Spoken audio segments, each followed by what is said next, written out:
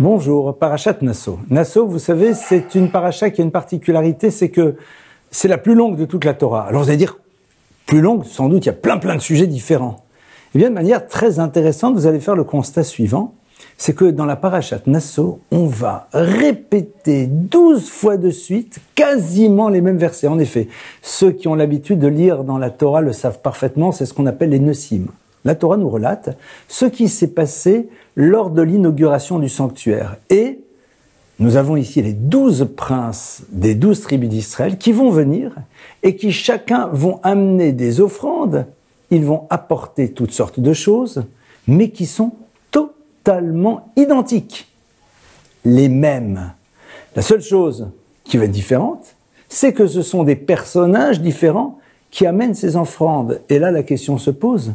Pourquoi la Torah a-t-elle besoin de reprendre et de dire « Et le deuxième jour, tel et tel prince, et son offrande, c'est... » Et hop, on vous raconte le détail des offrandes. Le troisième jour, tel prince pour telle tribu. Et le détail, et hop, on vous reprend le détail. Mais c'est exactement la même chose. On aurait très bien pu nous dire « Les 12 princes d'Israël, dont on va citer les noms d'ailleurs, ont amené une offrande qui est identique pour chacun.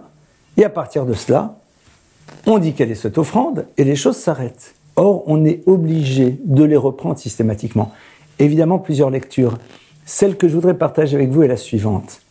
Il faut savoir que même si l'offrande est la même, le fait qu'elle soit apportée par quelqu'un d'autre lui donne une dimension radicalement différente. Et c'est une notion fondamentale dans la tradition juive. Le même acte, la même mitzvah, le même commandement n'a pas le même retentissement dans l'univers. Pourquoi ? Parce qu'il est produit par quelqu'un de différent. En effet, il y a ici quelque chose d'absolument génial. C'est que lorsque moi, personnellement, je fais cet acte-là, eh bien, il a une résonance particulière parce qu'il passe à travers le vecteur de quelqu'un d'unique, car nous sommes tous des êtres uniques, nous sommes tous des êtres singuliers, nous avons tous notre spécificité, et même si les mouvements que nous allons opérer sont les mêmes, leur retentissement ne sont pas du tout identiques. Et c'est la raison pour laquelle on a tellement besoin que chacun des membres du peuple d'Israël accomplisse les mêmes mitzvot. Vous allez dire, mais prenons des délégués, et puis à partir de cela, les choses seront plus simples. Pas du tout. Quand toi tu fais la mitzvah, quand moi je fais la mitzvah, quand l'autre fait la mitzvah, c'est le même acte, mais l'impact n'est pas le même. Et c'est la raison pour laquelle, entre autres, la Torah va nous relater dans chacun des Nessim, dans chacun de ces princes, voilà, il va amener ceci, cela, c'est la même chose, mais ce n'est pas la même chose.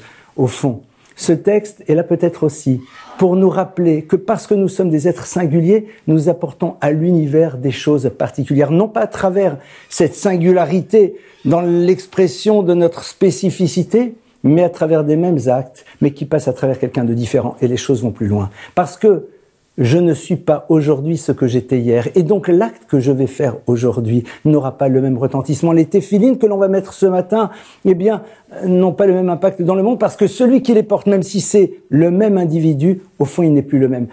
Parce qu'il se transforme, parce qu'il évolue, parce qu'il grandit.